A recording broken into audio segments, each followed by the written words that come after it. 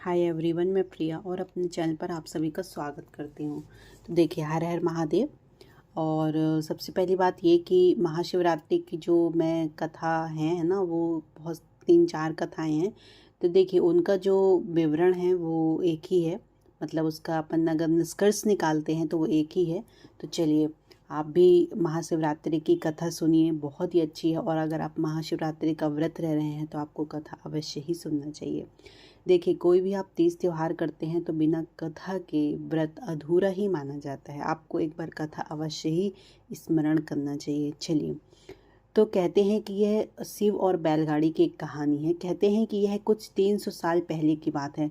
कर्नाटक के सुदूर दक्षिण क्षेत्र में अपनी बूढ़ी माँ के साथ एक योगी रहते थे। उनकी माँ काशी जाना चाहती थी ताकि वह विश्वनाथ जाकर शिव की गोद में प्राण त्याग सकें। इसके अलावा उसने अपने जीवन में अपने बेटे से कुछ नहीं मांगा था। उसने कहा, मुझे काशी ले चलो, मैं बूढ़ी हो रही हूँ, मैं वहीं जाके मरना चाहती हूँ। योगी ने अपनी बूढ़ी माँ के साथ दक्षिण कर्नाटक के जंगलों से होते हुए काशी के लिए एक लंबी यात्रा शुरू कर दी। वृद्ध होने के कारण उनकी माँ का जो स्वास्थ्य था वो बिगड़ गया, तो उन्होंने माँ को कंधे पर उठा लिया और जाहिर तौर पर कुछ समय पश्चात वह कमज़ोर महसूस करने लगा। उसके पास शिव से याचना करने के बजाय और कोई चारा ही नहीं बचा। उन्होंने याचना की कि हे शिव, मुझे मेरे इस प्रयास में विफल मत होने देना। बस यही एक चीज़ है जो मेरी माँ ने मुझसे मांगा है।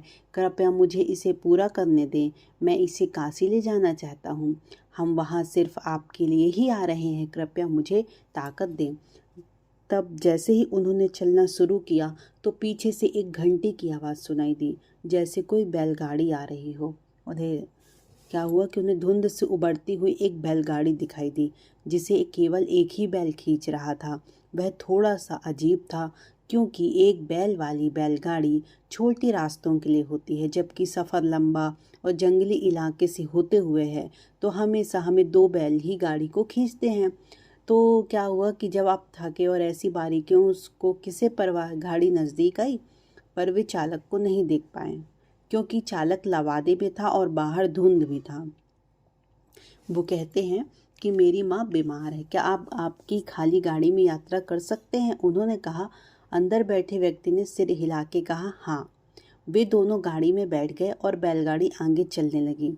कुछ समय बाद योगी का ध्यान इस ओर गया कि जंगली रास्ता होने के बावजूद भी बैलगाड़ी बहुत आसानी से आगे बढ़ रही थी। तब उन्होंने नीचे देखा और पाया कि पहिया घूम नहीं रहे हैं, वे रुक गए हैं, पर गाड़ी आगे बढ़ रही है। तब उन्होंने बैल की तरफ देखा तो पाया कि बैल बैठा हुआ था, पर बैलगाड़ी चल रही थी। तब उन्होंने चालक की ओर देखा और पाया कि वह सिर्फ लबादा ही था। उसने अपनी माँ की ओर देखा। माँ ने कहा, अरे पागल, हम पहुँच गए हैं, अब कहीं और जाने की ज़रूरत ही नहीं है, ये वही जगह है, अब मुझे जाने दो। इतना कहकर माँ ने शरीर छोड़ दिया। बैलगाड़ी और चालक सब विलीन हो गए। योगी अपने गांव लौट आया। लोगों ने सोचा कि यह इतनी जल्दी लौट आया है, ये अवश्य ही अपनी माँ को कहीं छोड़ के आ गया होगा। तब उसे काशी नहीं ले गया। उन्होंने उसे पूछा, तुम अपनी माँ को कहाँ छोड़ आए? उसने उत्तर दिया, हमें वहाँ नहीं जाना पड़ा, शिव खुद आए थे हमारे लिए। क्या बकवास है, उन्होंने कहा। योगी ने उत्तर दिया, मुझे फ़र्क नहीं पड़ता कि आप क्या सोचते हैं, वे आए थे हमारे लिए और यही सच है। मेरा जीवन भी ज्योतिर्मय हो गया। यह मैं अपने अंतर में जानता हूँ। अगर आप नहीं मानते तो आप मत माने।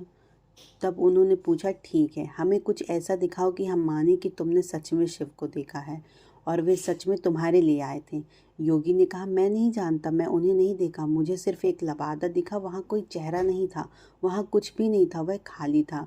अचानक सब ने देखा कि वह खुद वहाँ नहीं थे, सिर्फ उनके कपड़े ही दिखाई पड़ रहे थे। वे दक्षिण भारत के महान संत बने।